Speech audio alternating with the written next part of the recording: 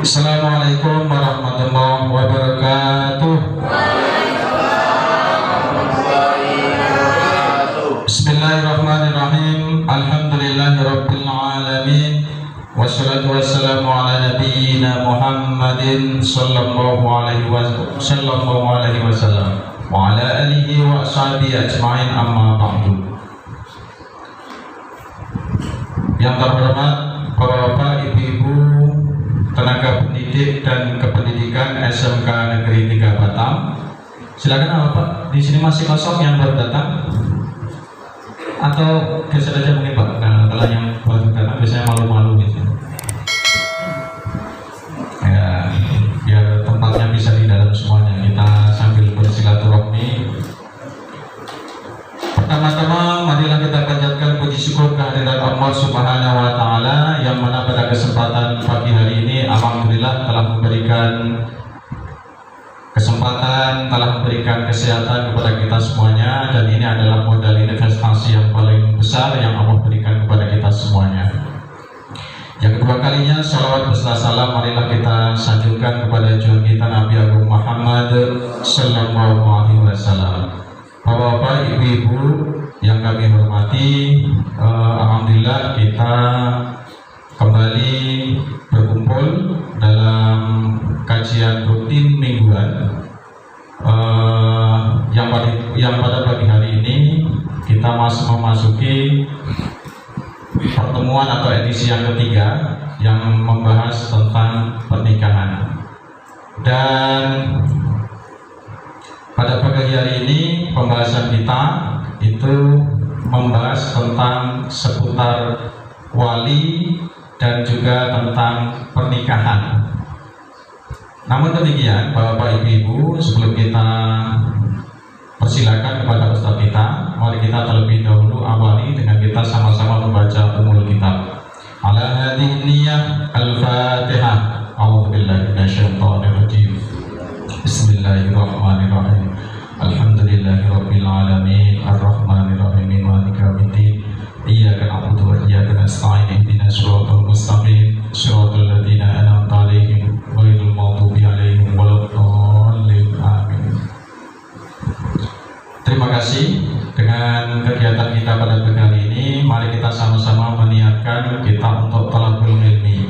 Mari kita sama-sama meniatkan diri kita semuanya untuk kita sama-sama meningkatkan kualitas keilmuan kita, pemahaman kita, dan mudah-mudahan Allah senantiasa memberikan atau Allah senantiasa menurunkan ridho, menurunkan barokah dan menurunkan ilmu kepada kita semuanya. Allahumma amin. Bapak Ibu yang kami hormati, jadi pada pagi hari ini nanti Bapak Kiai akan menyampaikan seputar wali. Nanti silakan kalau di akhir sesi nanti silakan ada hal-hal yang perlu ditanyakan seputar wali ataupun seputar hal-hal lain tentang pernikahan. Nanti disampaikan saja. Yang jelas yang jelas ada satu narasi yang sebelum kami persilakan beliau untuk menyampaikan. Ada satu narasi yang perlu saya sampaikan, bahwa orang tua itu bahwa kalau suami, kalau istri itu ada katanya ada mantan. Tetapi kalau orang tua, tetapi kalau anak itu tidak ada mantan orang tua atau mantan anak. Itulah barangkali nanti akan disampaikan lebih lanjut oleh akan dijabarkan, diuraikan oleh Ustaz kita, yaitu Ustaz Muhammad Akil Misbah. Untuk itu waktu dan kesempatan kami persilakan. Dari saya cukup sekian dulu. Assalamualaikum warahmatullahi wabarakatuh. Assalamualaikum warahmatullahi wabarakatuh.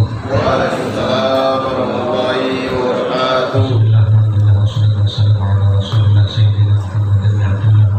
Wassalamualaikum warahmatullahi wabarakatuh.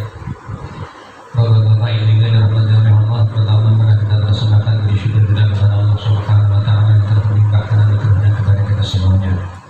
Salam dan salam semoga selalu terlimpah kepada Nabi Muhammad sallallahu alaihi wasallam. Pagi hari ini kita akan membahas masalah dua topik. Yang pertama adalah tentang wali, yang kedua tentang akad nikah.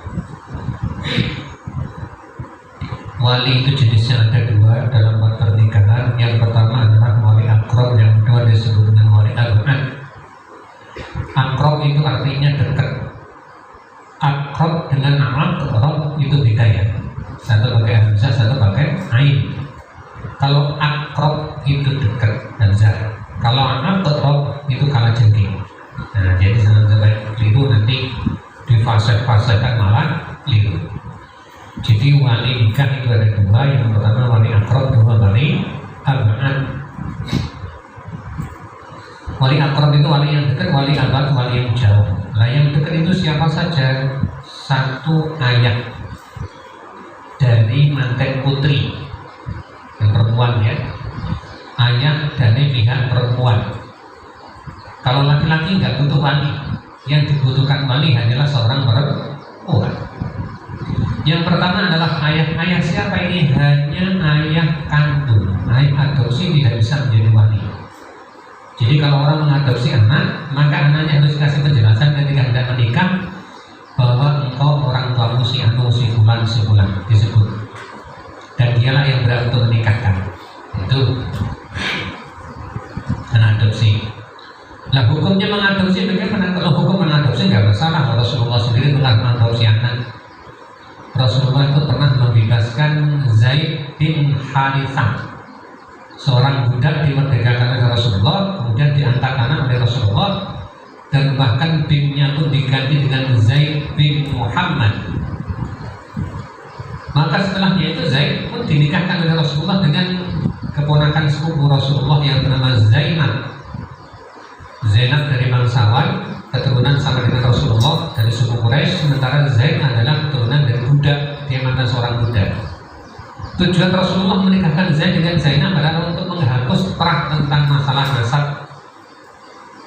Jadi tentang masalah keunggulan nasab satu dengan yang lain itu sudah dihapus sejak zaman Rasulullah SAW. Tapi akhir-akhir ini muncul lagi nasab-nasab tertentu seolah memiliki keistimewaan yang luar biasa.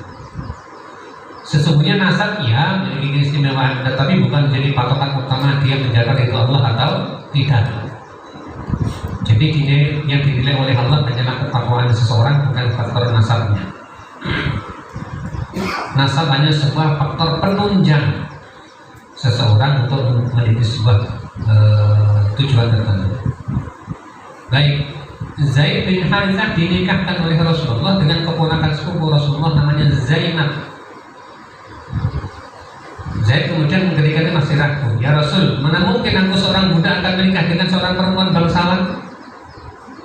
Kata Rasulullah, datanglah kepada Zainab, bilanglah kepada keluarga Zainab, aku diperintah Rasulullah untuk melamar Zainab. Zaid bin Harithah datang kepada keluarga Zainab, kemudian diperintah dengan mengatakan, aku diperintah Rasulullah untuk meminang anakmu yang bernama Zainab. Keluarganya pertama kemarin keberatan, karena yang memerintah Rasulullah, akhirnya diterimalah Zainab dinikahkan dengan Zaid bin Harithah. Setelahnya apa yang terjadi? Setelahnya itu Zaid bin Harithah menikah dengan Zainab. Dalam perjalanannya Zainab itu kehidupannya kan kehidupan bangsawan, Zaid kehidupan budak. Dan Zainab tidak terbiasa hidup dengan penuh kesengsaraan, itu nggak biasa ya. Jadi stylenya, gaya hidupnya itu seperti gaya hidup orang berkecukupan terus, padahal hidupnya sangat sederhana. Lama-kelamaan Zaid tidak kuat untuk menahan bersama dengan Zainab, akhirnya menceraikanlah Zainab. Ketika hendak menceraikan, lapor kepada Rasulullah, kata Rasulullah, jangan kau ceraikan, coba kau pertahankan. Namun lama-lama tidak kuat. Dari sinilah kemudian para ulama mengatakan kufu atau kafa'ah itu menjadi hal yang sangat penting di dalam pernikahan. Sebab kalau tidak ada keseimbangan akan terjadi masalah seperti Zaid dengan Zainab. Akhirnya apa yang terjadi? Zaid menceraikan Zainab, dan Zainab setelah itu dinikah oleh Rasulullah SAW. Ketika itu terjadi gempar di kalangan orang-orang Yahudi Mekah. Oleh orang-orang Yahudi ketika itu mereka mengatakan Muhammad menikahi perempuan bekas istri anaknya. Karena namanya Zaid bin Muhammad, dia telah diadopsi oleh Nabi Muhammad. Nabi Muhammad kemudian mengatakan itu bukan anakku, tetapi anak angkatku. Enggak, itu kan namanya Zaid bin Muhammad, sudah dinisbatkan dengan engkau. Maka turunlah ayat, maka Muhammadun aba ahadin rijalikum walakin Rasulullahi wa khataman nabiyyin. Nabi Muhammad bukan bapak dari laki-laki di antara kalian, tetapi Nabi Muhammad adalah seorang rasul dan dia adalah penutup para nabi. Jadi baru ketika itu kemudian tidak diperbolehkanlah Nabi Muhammad menisbatkan Zaid bin Muhammad, kemudian dikembalikan lagi Zaid bin Harithah. Dari sini kemudian para ulama mengatakan bahwa mengangkat anak itu diperbolehkan, tetapi membinkan tadi, menisbatkan binnya dengan ayah angkat itu tidak diperbolehkan jikalau menimbulkan fitnah. Kalau tidak menimbulkan fitnah tak mengapa, asalkan tidak menghilangkan hubungan nasab dengan ayah kandungnya. Karena sahabat yang lain ternyata ada yang menisbatkan nasabnya kepada ayah tirinya atau ayah angkatnya, namun tidak menghilangkan nasab yang sungguhnya, maka itu tak mengapa. Sehingga dengan demikian anak adopsi, anak angkat itu yang berhak menjadi wali adalah ayah kandungnya, bukan ayah angkatnya. Jadi ayah kandung yang pertama. Yang kedua adalah kakek. Ini disebut ayah dan kakek ini wali akrab, wali yang dekat. Nah, ayah dan kakek ini disebut namanya wali mujibir, wali yang berhak memaksa anaknya untuk dinikahkan dengan siapa laki-laki menjadi pilihan orang tua atau kakeknya. Jadi umpama ini ada anak perempuan sejak kecil diasuh oleh kakeknya, itu kan banyak diasuh oleh kakeknya sehingga orang begitu dekat dengan ayahnya. Tiba-tiba dalam waktu tertentu ayahnya hendak menikahkan anak perempuan tadi dengan laki-laki pilihan ayahnya, kakeknya juga hendak menikahkan dengan laki-laki pilihan kakeknya. Dilalah kemudian kebetulan dilakukan dalam waktu yang berjalan hari yang bersamaan. Mana yang sah? Yang sah adalah mana yang lebih dulu.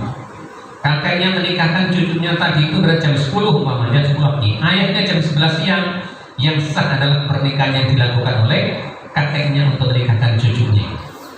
Jadi ayahnya ayah itu statusnya sama dengan ayah, disebut dengan wali akrab, dan mereka berdua disebut dengan wali mujbir, boleh memaksa anaknya untuk dinikahkan dengan laki-laki pilihannya.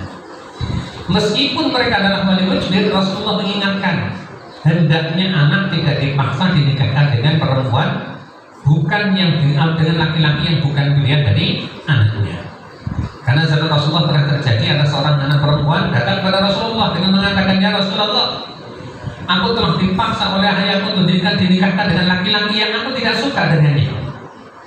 Aku tidak suka dengannya. Maka kemudian setelah itu dia melapor pada Rasulullah. Rasulullah langsung mengatakan, kamu sekarang maunya apa? Mau minta diteruskan atau minta diceraikan? Minta diceraikan. Langsung panggillah orang tua. Dipanggillah orang tuanya menghadap Rasulullah. Rasulullah kemudian mengatakan, anakmu tidak menyukai dengan pasangannya, janganlah kau memaksa anakmu karena dia tidak suka dengan pasangannya. Jadi wali mujbir sesungguhnya diperbolehkan, tidak boleh memaksakan anaknya jika anaknya sudah dewasa. Tetapi kalau masih anak-anak, anak menikah dalam keadaan sudah balik itu kan boleh, kayak semacam, atau belum balik pun anak perempuan boleh dinikahkan dalam Islam, tetapi menggaulinya setelahnya balik. Aisyah radhiyallahu taala dinikah oleh Rasulullah ketika itu masih anak-anak. Karena Rasulullah menikahi Aisyah itu atas perintah dari Allah Taala. Jadi Rasulullah setelahnya ditinggal Khadijah itu wafat, lama tidak menikah. Kemudian Rasulullah menikahi Saudah. Saudah itu perempuan yang sudah tua dari kulit hitam. Kalau sekarang itu dari Afrika. Orang dari Afrika itu ya kulitnya kayak kopiah saya ya. Jadi kulitnya rata-rata kayak gitu, rambutnya keriting, kulitnya hitam. Jadi bukan hitam kayak Indonesia, kayak orang Papua, kayak orang Aceh, bukan, itu hitam manis. Kalau orang Afrika itu hitamnya bener-bener hitam kelam itu. Nah, Saudah itu adalah dari orang Afrika. Dia sudah tua, usianya di atas Rasulullah. Itu Rasulullah menikah setelahnya Khadijah, diberitahu oleh Allah. Setelahnya ternyata malaikat Jibril datang menjumpai Rasulullah dengan membawa gambar atau dalam sekarang foto. Hai Muhammad, engkau diperintahkan oleh Allah untuk menikahi seorang perempuan. Rasul nggak pernah melihat ini perempuan siapa ini. Tanyalah ke sana kemari, tak ada orang yang tahu. Terakhir ternyata Abu Bakar, ada apa ini? Itulah Rasulullah mendapatkan perintah dari Allah untuk menikahi seorang perempuan yang dibawakan gambar dari malaikat Jibril. Kata Abu Bakar, ini kan anakku ini kan anakku, ya sudah dinikahkan saja. Dinikahkanlah oleh Abu Bakar dengan Rasulullah Muhammad SAW. Baru bersama dengan Rasulullah setelahnya Aisyah masa akil balik. Tetapi orang perempuan Arab dengan perempuan Indonesia itu beda ya. Perempuan Arab 7-8 tahun sudah kayak ibu-ibu. Nah ini silakan nanti ditonton di YouTube, itu kan ada dari Mesir, dari Irak, dari Yaman. Perempuan-perempuan yang usia 9 tahun, 10 tahun kayak ibu-ibu itu besarnya. Mereka ikutin lomba voli internasional itu, saya kaget, Masya Allah, masih anak-anak segini besarnya, besar ya, 9-10 tahun. Baik, jadi perempuan dinikahkan sebelum balik boleh. Nah ini fungsinya wali mujbir untuk memilih calon yang baik menurut ayahnya. Nah itu diperbolehkan. Jadi kalau misalkan ayah dengan kakek kalau sama-sama menikahkannya, maka mana yang dulu itu yang dianggap sah. Yang kedua adalah disebut dengan wali abad. Wali abad itu siapa? Satu saudara dari perempuan. Jadi saudara mantan perempuan ini saudara laki-laki ya. Saudara laki-laki dari mantan perempuan yang saudara seayah dan seibu. Saudara seayah dan seibu. Yang kedua disebut dengan yang kedua adalah saudara laki-laki seayah tapi lain ibu. Hanya seayah saja. Jadi wali. Yang ketiga adalah saudara laki-laki dari ayah.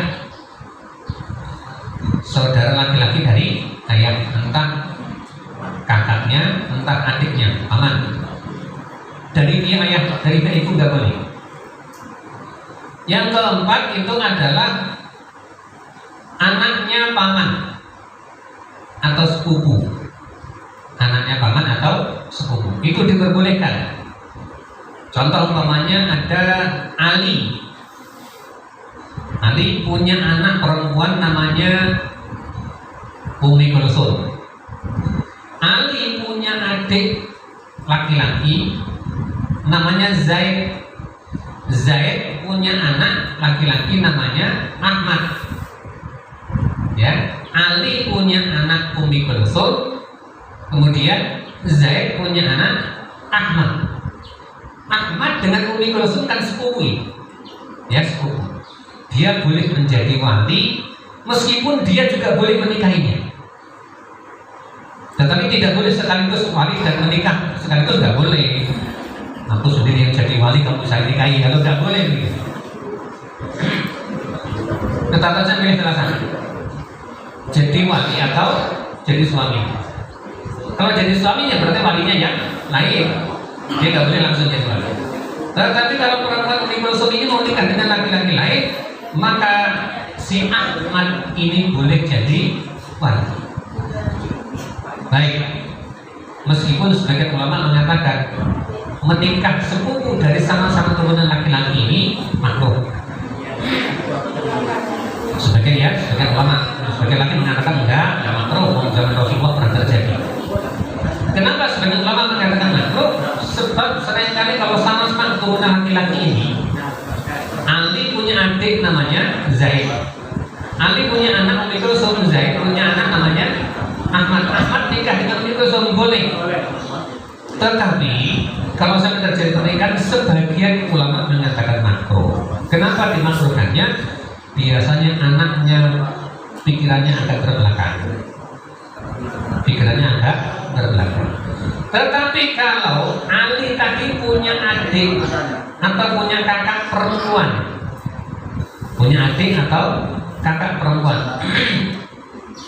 katakanlah namanya Ruqayyah, ya, katakanlah namanya Ruqayyah.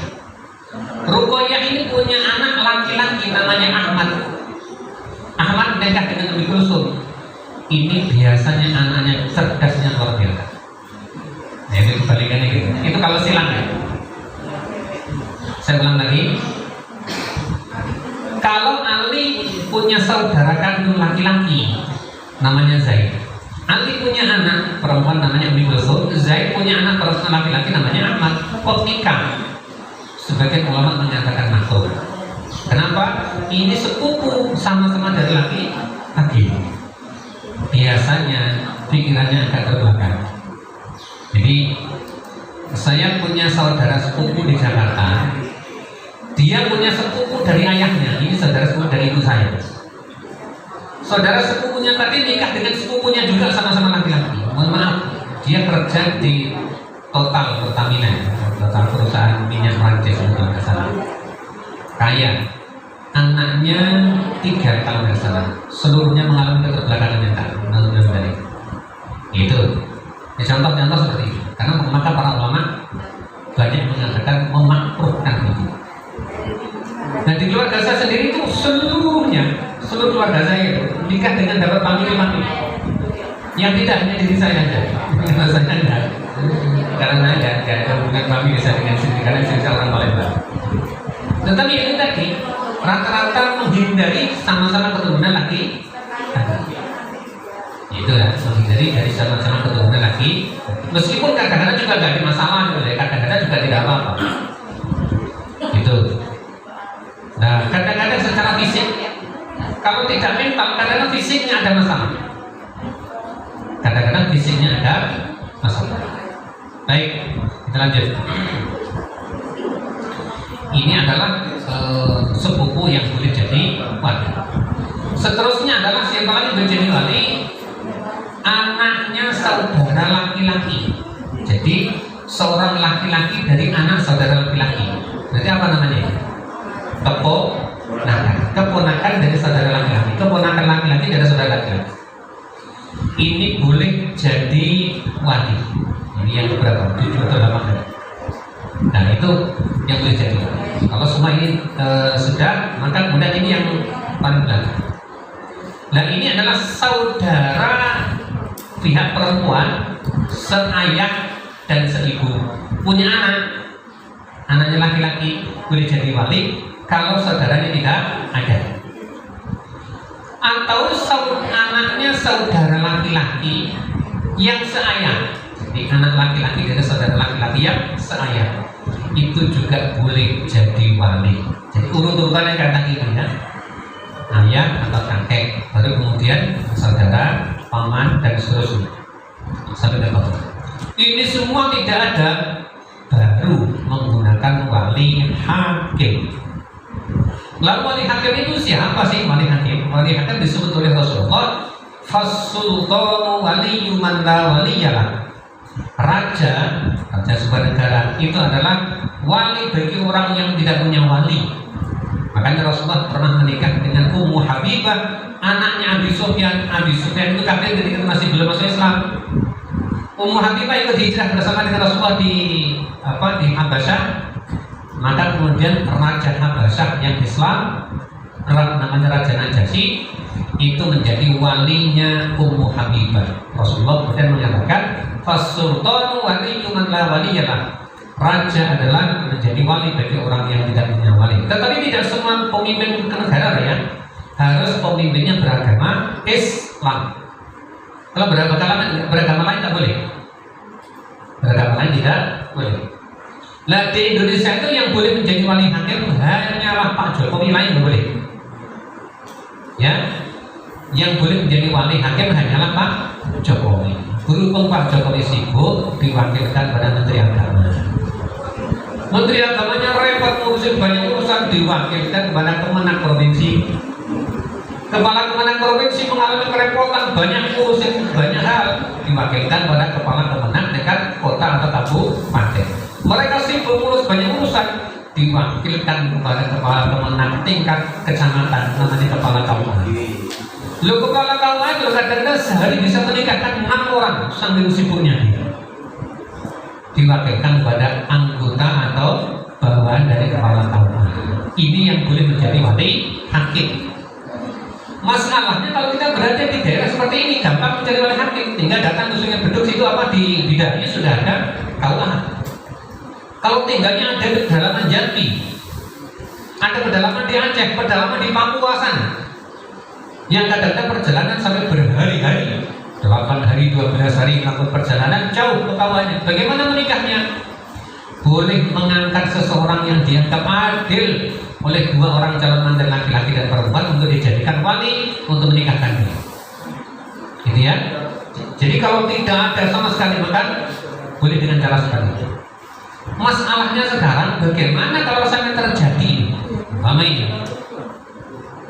ada orang di tengah hutan, dia melarikan diri, katakanlah dari Malaysia,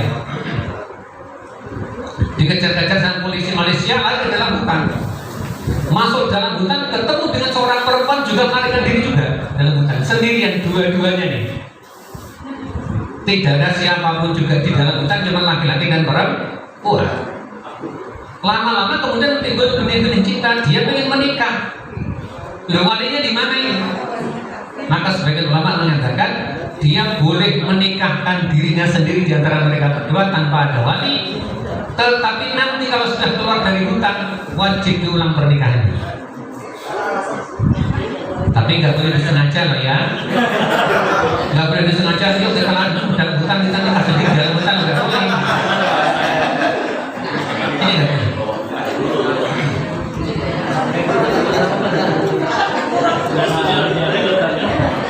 Sudah. Ini tentang masalah wali. Cepat sekali. Sudah tidak. Kita lanjut. Kita lagi tanya jawab.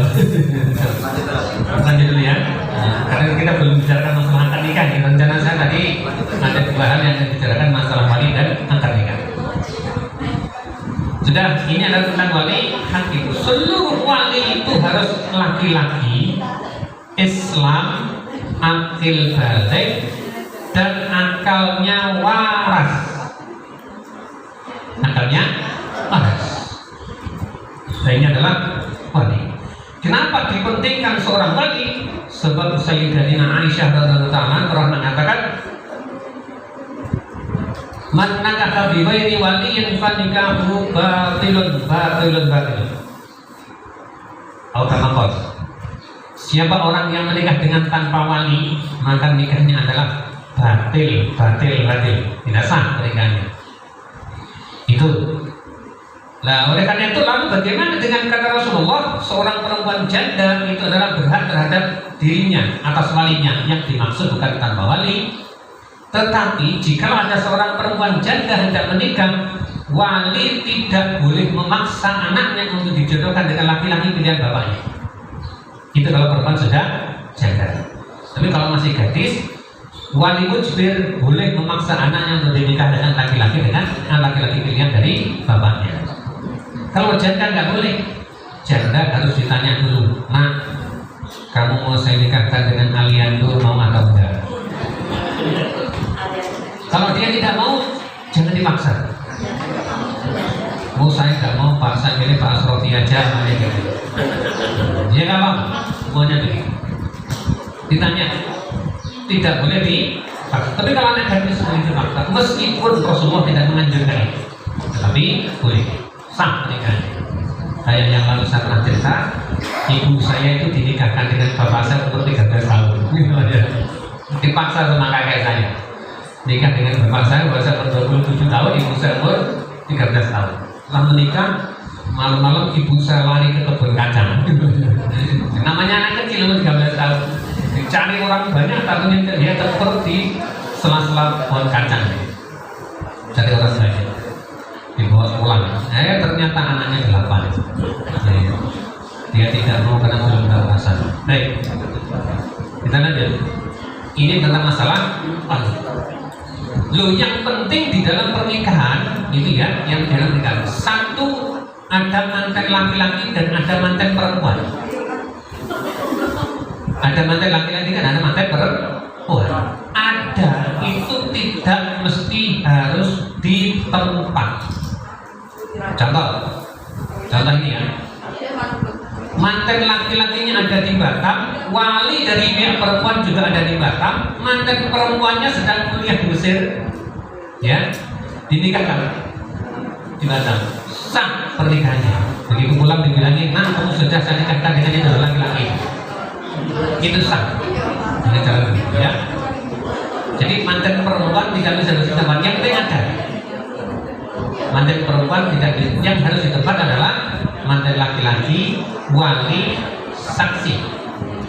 Nah di dalam pernikahan yang paling dipentingkan apa? 1 mantan laki-laki, 2 mantan perempuan, 3 wali dari pihak perempuan, 4 saksi 2 orang laki-laki Islam yang adil.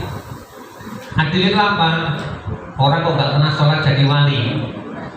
Sebagian ulama mengatakan sah, tapi mayoritas ulama mengatakan tak sah karena dia tidak adil, dianggap fasik.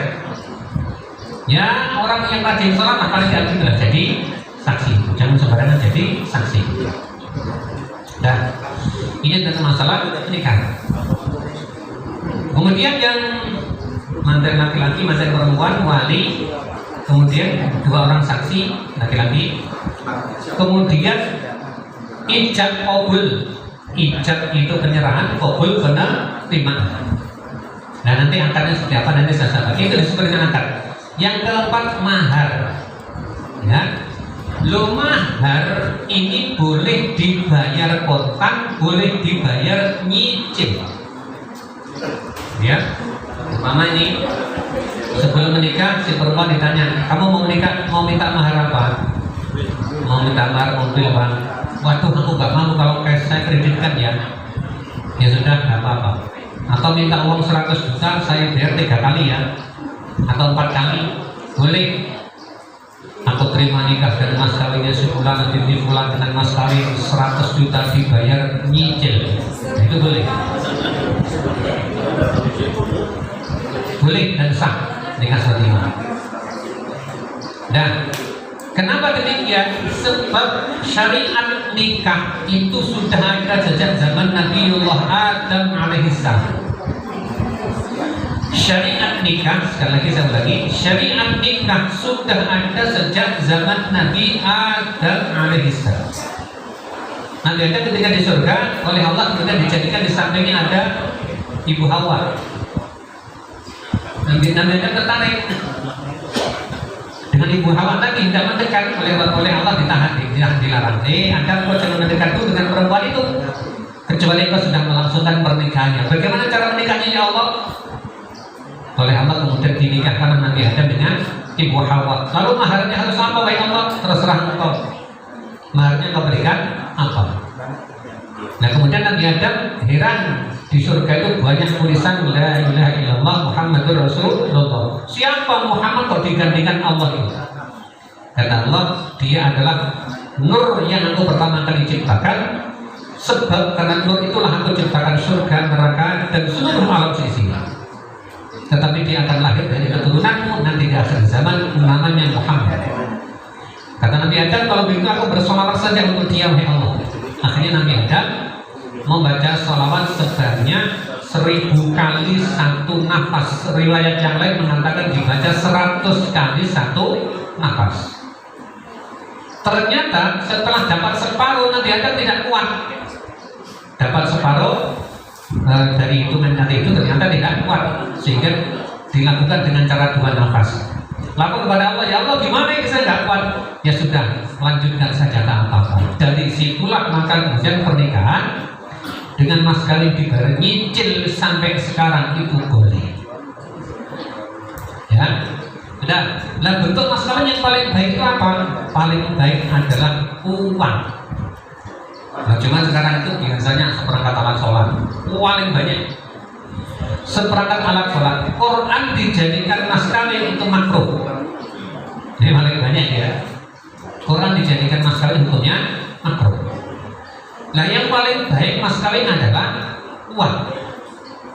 Setelahnya uang baru emas dan lain-lain. Itu mas kawin. Oleh karena itulah sebelum pernikahan antara calon mantan laki-laki dan calon mantan perempuan, supaya terjadi kesepakatan dulu nikahnya apa, nanti mas kawinnya berapa?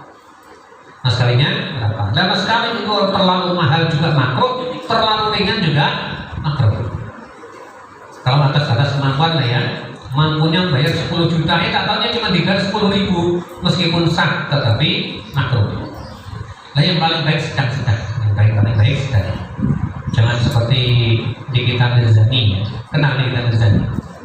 Enggak, saya beritahu ya, kalau nggak kenal, saya kenal. Di kitab Mirzani itu nikah dengan orang Uni Emirat Arab, tinggal di Singapura. Nah, yang dulu yang punya anak satu itu, yang barusan terjadi perceraian. Dulu saya pernah baca di artikel itu memberikan mas kawinnya berapa? 29 miliar. Menurut suaminya itu uang receh, kata dia. Uang receh 29 miliar. Untuk ukuran kita itu terlalu besar. Mestinya ukuran menurut kebiasaan orang. Ya, terlalu besar begitu ukurnya makruh meskipun sah. Meskipun sah. Kayak kisahnya Raja Peningat ya. Raja Riau dulu kan menikah dengan putri Mangku Hamidah, katanya kan mas kawinnya kan Pulau Peningat beserta isinya kan. Nah, kalau sekarang seperangkat alat sholat berarti beserta seluruhnya. Nah, kalau seperangkat alat sholat kan banyak. Menurut Cak Lontong ya ada masjidnya juga ya. Jadi ya mau kena ya sajadah, ya masjidnya, ya imamnya, ya jamaahnya, ya speakernya banyak yang Cak Lontong. Baik. Nah, ini yang paling baik adalah uang tidak terlalu kecil, tidak terlalu besar. Enggak tahu kalau sekarang berapa umumnya kalau nikah itu mas kawin. Sudah lama ya, sudah lama kali nikah ya. Lupa, harus lebih lupa dan sudah lama kali nikah. Yang perlu nikah nanti nggak tahu. Baik, ini adalah masalah apa namanya? Mahar. Saat kapan mahar diberikan? Sebaiknya setelah terjadi akad, meskipun boleh diberikan sebelum akad. Tapi lebih baik diberikan setelahnya akad nikah. Nah, mahar ini menjadi 100% milik si perempuan. Ketika sudah terjadi akad, mahar menjadi 100% milik perempuan. Laki-laki tidak punya hak dari mahar itu. Kalau ingin menikmati dari sebagian mahar itu, maka boleh minta izin kepada istri. Habis nikah umpamanya nggak punya duit suaminya, istrinya bilang, "Bang, yuk kita jalan-jalan beli bakso yuk." Kata suaminya, "Aku nggak punya duit." "Aku punya duit mahar kemarin," kata istrinya. "Yuk kita makan-makan." Nggak boleh, nggak apa-apa itu. Dimakan bersama tidak apa-apa karena seizin istrinya. Tapi kalau tiba-tiba kayak ada pengacara terkenal itu nikah, setelah nikah kemudian maharnya diminta kembali, itu nggak boleh. Kan ada yang bisa katakan itu. Itu tidak boleh. Beda kalau orang menikah, setelah pernikahan istrinya belum dikumpuli terjadi perceraian, maka mahar boleh diminta separuh. Tapi kalau maharnya 10.000 terus diminta separuh itu kan masa ya diberikan goreng-goreng cuma dapat 2. Benar ya? Nah, ini adalah tentang masalah mahar. Baik, ini tentang akad nikah. Jadi 1 ada mantan perempuan, 2 mantan laki-laki, 3 wali dari pihak perempuan, 4 saksi, 2 orang laki-laki yang Islam balik dan berakal. Kemudian yang kelima adalah ada sehot. Sehot itu ijab kabul tadi itu atau disebut dengan akad. Dan kemudian yang keenam adalah mahar. Ini harus ada semuanya. Kalau kemudian mantan laki-laki nggak punya uang sama sekali, uang nggak punya harta benda nggak ada sama sekali. Di zaman Rasulullah pernah terjadi kayak begini. Suatu ketika ada seorang perempuan sangat cantik mendatangi Rasulullah dengan mengatakan, "Ya Rasulullah, nikahilah aku." Itu di depan para sahabat, di ruang tamunya Rasulullah. Ada seorang perempuan datang. Tiba-tiba kemudian Rasulullah diam nggak berikan jawaban, menunggu wahyu dari Allah. Kemudian Rasulullah mengatakan, "Aku tidak berminat untuk menikahi engkau." Loh, sahabat-sahabat tadi minta pesona dengan perempuan tadi itu. Wah, cantiknya luar biasa, gitu kok nggak mau Rasulullah. Akan sahabat tadi mengatakan, "Kalau begitu ya Rasulullah, kalau engkau nggak mau, nikahkanlah ia denganku ya Rasulullah." Rasulullah langsung tanya pada perempuan tadi, "Maukah engkau aku nikahkan dengan laki-laki ini?" "Mau ya Rasulullah." Ya sudah. Laki-laki kemudian ditanya oleh Rasulullah, "Kau punya apa?" "Aku nggak punya apa ya Rasulullah." "Kau pulanglah dulu ke rumahmu, carilah harta benda yang tersisa di rumahmu, berikanlah dia sebagai mas kami." Perempuan laki-laki tadi pulang, di rumahnya nggak ada apa-apa. kembali kepada Rasulullah, ya Rasulullah, aku nggak punya apa-apa. Rasulullah perintahkan lagi, pulanglah laki, meskipun di rumah engkau menemukan cincin besi, berikanlah sebagai mas kawin untuk si perempuan ini. Laki-laki kemudian balik kepada Rasulullah, ya Rasul, saya cari di rumah nggak menemukan apa-apa ya Rasulullah. Kemudian ya sudah, kau punya hafalan Quran berapa? Dia menyebut, aku punya hafalan surat ini, surat ini, surat ini ya Rasulullah. Ya sudah, itulah kau jadikan mas kawin untuk si perempuan. Perempuan langsung ditanya, maukah engkau dibayar mas kawin dengan bacaan ayat-ayat Quran yang dia punya? Mau ya Rasulullah. Panggil walimu datang sini. Kemudian keluar dari rumah diundang Rasulullah, langsung dinikahkan oleh Rasulullah. Ternyata prosesnya pernikahan sangat mudah dan sangat cepat. Nah kayak sekarang bertele-tele, pacarannya 5 tahun, mau nikah, waduh masya Allah, ribetnya nggak kelar. Yang mau ini, mau itu, mau apa? Padahal nikahnya sederhana saja. Sederhana. Saya nikah itu dulu, saya juga pacaran dengan istri saya itu, saya tanya kalau dia nikah. Prosesnya hanya 4 hari saya nikah itu. Proses hanya 4 hari. Istri saya tanya, kamu mau saya nikahi? Kaget dia. Karena dulu sering ikut ngaji sama saya begitu, duduknya di belakang. Dan saya tanya, kamu mau saya nikahi? Kata istri saya terserah orang tua saya, karena saya anak perempuan. Kalau orang tua saya oke, saya oke, kalau enggak. Saya tanya, punya nomor telepon enggak? Ada, nomor telepon rumah. Saat itu di depannya Blok N itu dulu ada wartel di depan Blok N, bukan unik. Makanya besok paginya jam 6 pagi itu saya telepon keluarganya. Saya mau melamar anak bapak, mau saya nikahin boleh atau tidak? Loh, nanti dulu kata bapaknya. Pagi-pagi jam 6. Kok pagi-pagi begini telepon tiba-tiba mau nikahin anak saya, ini ada apa? Jangan-jangan kecelakaan. Waduh, meremehkan saya.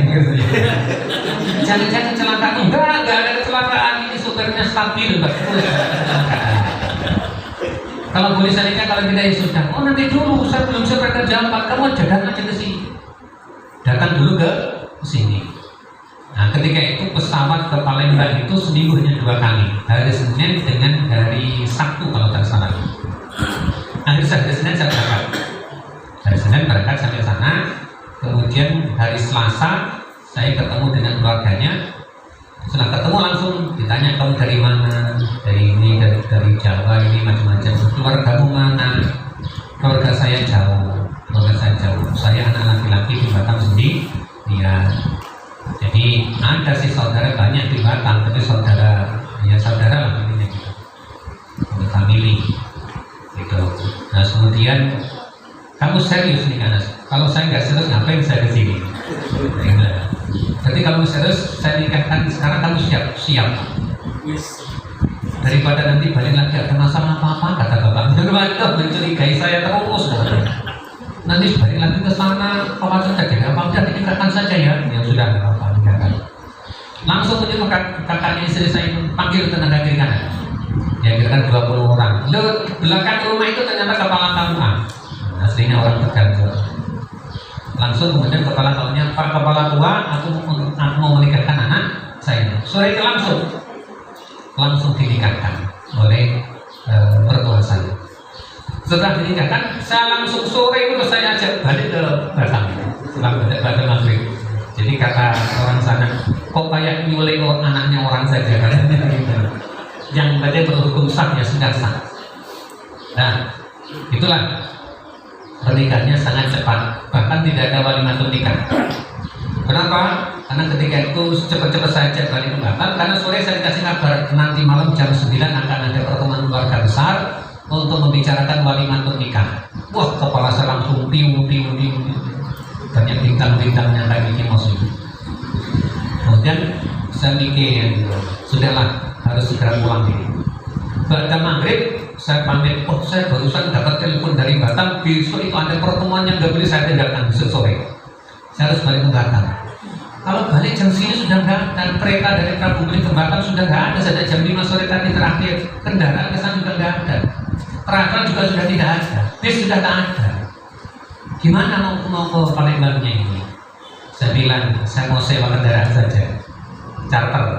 akhirnya charter kendaraan. Saya masih ingat charter dari Prabu ke Palembang 150.000 charter. Setelah itu dari Palembang saya naik travel sampai di Jambi jam 7 pagi saya dari Jambi. Dari Kuala Tungkal naik kapal jam 4 sore sampai Sekupang. Nah, begitu sampai Sekupang pikiran saya merdeka. Selesai. Nah, baik, ini adalah tentang masalah sejujurnya proses pernikahan sangat mudah. Maka berkali-kali saya sampaikan jangan dianggap sesulit itu. Kadang-kadang rumit macam-macam. Bahkan kadang-kadang punya anak-anaknya pengen menikah dicegah-cegah oleh orang nak selesaikan dulu kuliahmu nak, kamu masuk umur sekian. Padahal anak sudah kepengen menikah. Nah, oleh karena itu jangan dicegah. Selama kita anggap baik calonnya, sudah lanjutkan saja. Lalu tentukan baik bagaimana? Kalau dalam agama kita bisa diajak untuk sholat istiqoroh seperti itu yang harus kita lakukan. Baik, kita lanjut. Ini tentang masalah pernikahan. Nah, di dalam akadnya itu ya, ada beberapa jenis. Wali itu kalau tidak cakap untuk menikahkan boleh diwakilkan kepada orang yang cakap. Kadang-kadang kan ada nih wali nggak cakap mau menikahkan anaknya, diwakilkan kepada kepala KUA atau seorang ulama atau siapalah begitu untuk menikahkan. Itu boleh, tetapi harus ada sewot taukil namanya. Ini yang sering dinikah. Harus ada sewot taukil. Sewot taukil itu apa? Pihak wali menyerahkan kewaliannya kepada orang yang mewakilinya. Itulah ya. Jadi harus ada sewot taukil. Ini penting. Kalau tidak ada sewot taukil nggak boleh, nggak punya hak orang lain untuk menikahkan perempuan itu. Jadi sewot taukil dari seorang wali tadi mengatakan kepada kepala KUA atau kepada seorang ustaz dengan mengatakan, "Wahai Pak Ustaz, aku mohon kepada engkau untuk mewakili aku menjadi wali dari anakku untuk menikahkan anakku." Jadi wali menikahkan anak itu boleh dengan cara begitu. Tapi harus ada sebab. Yang sering terjadi kepala kuasa juga banyak nggak paham. Tiba-tiba langsung nikahkan gitu saja. Dan bahkan saya pernah mengajar pernikahan saya disuruh jadi saksi, saya nggak mau. Saya nggak mau, di situ banyak orang baik ustaz. Tiba-tiba yang menikahkan itu begini, pakai bahasa Arab, angkat tuka wazawajtuka bil banati bimahdi sekian. Saya langsung sampai kepada tetangga, ke sahabat kawan sebelahnya, nggak sah itu pernikahannya. Kenapa kok begitu? Bil banati, banatun itu adalah jamaknya dari bintun. Kalau bahasa Indonesianya, aku nikahkan dan kawinkan engkau dengan beberapa orang perempuan. Loh, perempuan siapa yang dinikahkan? Ini nggak sah. Mestinya angkat tuka wazawajtuka bibnati, dengan anak perempuanku. Namanya siapa disebut? Namanya Ummi Kulsum umpamanya itu. Bimahri khamsati alafi rupiatan, dengan mas kawin 50.000 rupiah dibayar total. Mestinya begitu. Ini nggak jelas dan saya tetap nggak sah pernikahan. Maka sejak awal disuruh jadi saksi saya nggak mau, karena banyak kejadian bermasalah. Ini kejadian pernikahannya bermasalah. So kadang-kadang menggunakan bahasa Arab tetapi keliru. Oleh karena itulah dalam akad nikah itu sebaiknya menggunakan bahasa yang bisa dimengerti oleh dua pemanten dan dimengerti oleh para saksi. Jadi jangan menggunakan soal-soal pakai bahasa Arab, kalau saksinya nggak ngerti apa-apa. Nggak ngerti apa? Itulah ya. Mestinya akad nikah menggunakan bahasa yang bisa dimengerti oleh semua pihak. Itu baru sah. Meskipun pakai bahasa Arab, kalau nggak ngerti nggak sah pernikahannya. Baik. Ini tentang akad nikah. Lah akad nikah itu boleh begini. Kalau bahasa Indonesianya ya, hei fulan bin fulan, aku telah menikahkan engkau dengan anak perempuanku yang bernama Fulana. Siapa itu? Dengan mas kawin 50.000 rupiah dibayar kontan. Laki-laki menjawab, aku terima nikah dan mas kawin si Fulan. Dengan mas kawin tersebut aku nikah dan kawin, aku terima nikah dan kawin si Fulana binti Fulan dengan mas kawin tersebut. Itu boleh. Atau dengan mas kawin berapa dibayar kontan. Boleh. Sekarang bisa 50.000. Masih bisa. Ya kalau mau boleh. Tergantung pihak perempuannya menerima nikah. Kalau mau jangan 10.000 juga boleh.